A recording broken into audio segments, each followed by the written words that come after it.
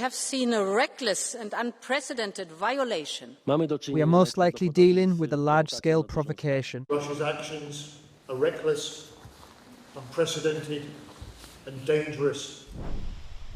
The calm expression of this Polish police officer belies the rising tensions between Russia and the West.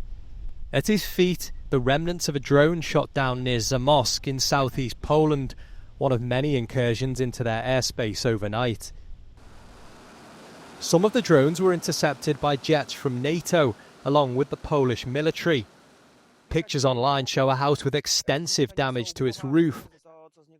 And although there have been no casualties, it's prompted Poland's Prime Minister to warn that the prospect of military conflict is now closer than at any time since the Second World War.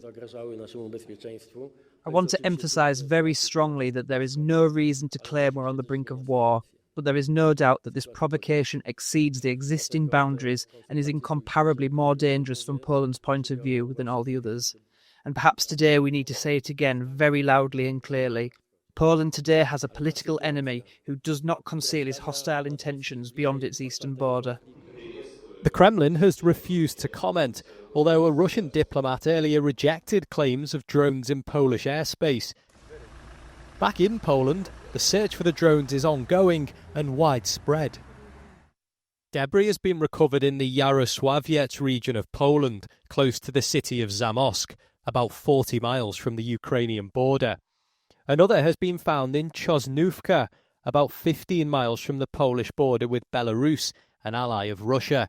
And there are also reports of drones crashing much deeper into Polish territory, as far as Mniszów, 150 miles from the border.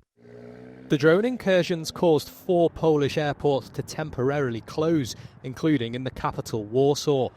The airspace has since reopened, although there are continuing delays.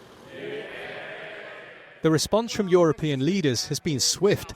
Keir Starmer condemned what he called a barbaric and reckless attack. Mr. Speaker, last night Russia launched drones into Poland in an unprecedented attack. I've been in touch with the Polish Prime Minister this morning to make clear our support for Poland. We will stand firm in our support for Ukraine. With our partners and through our leadership of the coalition willing, we will continue to ramp up the pressure on Putin until there's a just and lasting peace. As well as discussions among ministers in London, Poland has called an emergency NATO meeting under Article 4. If this is Russia testing the West, Putin will be watching closely to see if words are matched by actions. Well, for more on this, I'm joined now by William Alberk, who's a former director at NATO Arms Control. William, thanks very much for joining us. If I can start off by asking you, as you see it, was this a deliberate act by Russia? So this looks like it was a fairly massive drone and missile attack on Ukraine, and it was focused on Western Ukraine. Russia has to know that Ukraine is going to do everything they can to shoot them down and to disrupt them with electronic warfare as well. So there's always the risk that some of those drones were going to penetrate NATO airspace. So while I wouldn't say Russia decided they were going to send 10 or 12 of them into NATO territory, they definitely took that risk with the knowledge that that was going to give them information. So I would say it was a very calculated risk to allow an attack that would penetrate NATO airspace. So you think they knew what they were doing?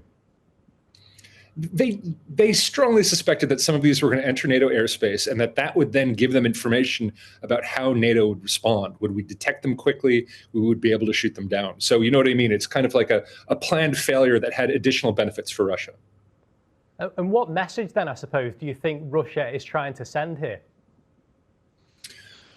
I mean, part of it is that they're willing to take the battle to every part of Ukraine. The second is that they have this tremendous capability to overwhelm air defenses with lots of very cheap drones, and that then they can use missiles to try to strike.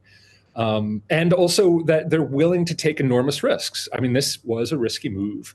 And part of what Russia does is that they take risks to try to see what they can get. Can this intimidate us? Can this fracture us?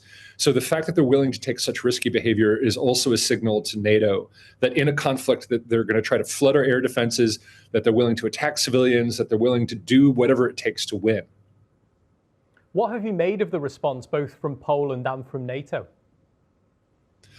Well, I think it's really fantastic that this was a joint Polish-NATO response, that the response isn't that NATO just let them deal with it on their own, that the NATO Air Command detected this, worked with Poland, and actually sent the Dutch aircraft that were on alert and the Italian aircraft that were flying support into combat operations to help support Poland. This sends an enormous message of unity and hopefully a message of deterrence to Russia that should they try anything like this again, NATO is going to respond just as quickly, proportionately in defense of themselves. And now we'll see what the discussions at NATO might be as to whether there's any further response. Yeah, which is what I was going to ask you about next. So we know that NATO's Article 4 has been invoked, requesting a formal consultation. What will that consultation look like? So what's going to happen is Poland's going to come in and they're going to present. So under Article 4, any ally has the right to raise anything that they think of security concern that the council, the ambassadors need to come together under the SecGen with SACEUR, the Supreme Allied Commander of Europe, in the room to discuss what happened. Poland is going to set the tone here. So you'll get an intelligence briefing. What did NATO intelligence see? You'll get a briefing from the Poles. Here's what we saw. You'll get a briefing from SACEUR. Here's how Allied Air Command responded. But the question is, what does Poland want? That will be the tenor of NATO's response, because Article 4 is very different than Article 5. If Poland thought this was an armed attack, they could ask for an Article 5 consultation, and then allies would have to decide, is this Article 5? Poland clearly doesn't want that. They want to consult because this is a strong security concern, but they want to hear from allies, they want to be able to present their case, and they want to discuss what appropriate actions there could be. But really, the difference between Article 4 and 5 here is very important. Turkey called for an Article 4 meeting when their airspace was violated. Poland has called for this before. For instance, back in November 2022, a Russian missile aimed at Ukraine crashed into Poland and killed 2 people. And Poland asked for an Article 4 consultation because that was the right thing to do. What do we all think? Let's present, let's talk. So I think it's a very sober response that shows that NATO is willing to take Poland's concerns very seriously. And then we'll hear from Poland. What does it want? Poland doesn't want to give up sovereign control for response, but they want to make sure the allies know what's happening and they want to talk about what to do next. Do you think Article 5 should be being considered here? No, I don't think so. I mean, like we said before, I think Russia is testing NATO's response. I think they're trying to see how we'll react. I think an Article 5 discussion would end up being fruitless because this is clearly not part of an organized attack on NATO. But an Article 4 consultation is correct. And, you know, if Russia does this again, if this is part of a coordinated set of attacks, if Russia continues to be reckless, then you'll have to start to consider other responses. But at this stage, Article 4 is perfectly rational. Article 4 has only been invoked 7 times, I think, in history. What does that say that it has been invoked on this occasion about the severity of this situation? I think it shows you that, on the one hand, Poland's not looking for Article 5, they're looking for Article 4, so they want to talk. On the other hand, you're right, Article 4 does not happen every day. And we have to take it seriously. If NATO Air Command is involved, we're talking about Dutch aircraft shooting down Russian drones over Polish territory.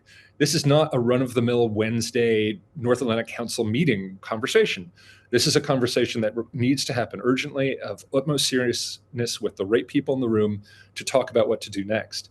And honestly, they are going to need to talk about things like, do we need, as NATO, to look deeper into Ukrainian territory when air threats are coming NATO's way, or do we only respond once it crosses the border? So, you know, I think Russia's playing a dangerous game here, but so far the response seems very measured. And Article 4 sends a signal because, as you mentioned, it's relatively rare, but there couldn't be anything else. With NATO Air Command getting involved, we have to discuss this as NATO. I wanted to ask you also about these strong words from Poland's Prime Minister, saying that the prospect of military conflict is now closer than at any time since World War II. They are really strong words, aren't they? What do you make of those? I think they're intended for strategic communications effect. I mean, this is Polish territory after all. And like I said, they lost 2 citizens to a missile attack back in November 2022. So he has to sound tough. Quite frankly, I think 1983 had a couple crises that were a little bit more serious than this in terms of the risk of global war. So I do think it's a little bit of an overstatement, but from a Polish political point of view, I understand why he would use the strongest terms possible, both to signal to his population that he takes any impingement on Polish sovereignty very, very seriously. And he wants NATO to back him. And at the same time, to send a message to Moscow that Poland is taking this incredibly seriously. But at the same time, if this was that level of crisis, then the meeting for Article 4 would have happened, at 8 a.m. this morning, and you'd be seeing different things. So I respect it as a political statement, but as an actual statement of objective reality, not as much. And the key question, I suppose, what happens next then? So what happens next? NATO has to really start talking about more seriously. Russia is likely going to continue doing this. At the same time, on Friday, Russia is going to kick off Exercise Zapad. And this is a big exercise with Russia and Belarus on Belarusian territory, so very close to Polish territory.